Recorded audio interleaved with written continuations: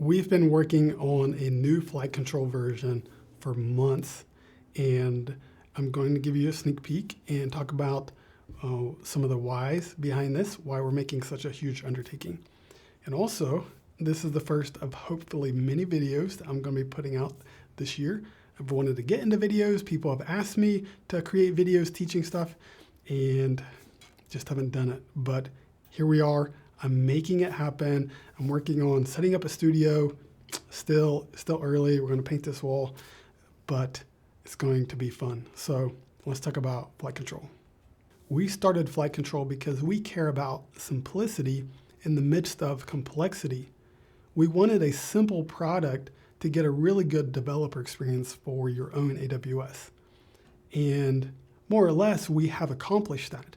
But many users have ran into limits, leaving them to manage other things outside of AWS manually. And that's not a good experience.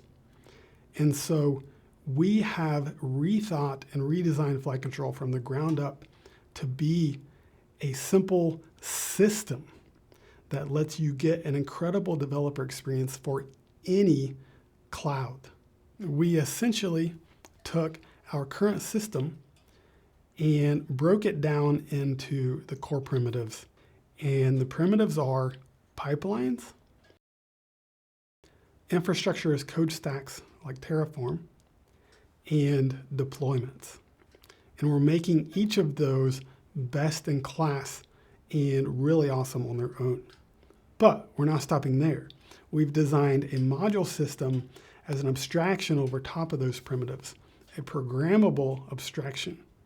And this is how you get a simple interface for developers while having full control for DevOps. And last but not least, of course, it's going to feel AI native. We're all in on AI. Me and the team are hardly writing any code by hand. AI is writing all of it, but we are micromanaging it. And I want to create some videos about this as well. But the new version is going to have a comprehensive REST API, MCP, and an in-app agent that lets you easily configure anything, customize it, etc. And I think there's so much opportunity here to bring in AI for debugging, for cost optimization, etc. And this is going to be the perfect platform for that. And that's all for now. I'm going to try to make a video like this maybe every week, talk about what we're learning, what we're building, etc. And if there's anything you want me to talk about, let me know. And until then, have a good one.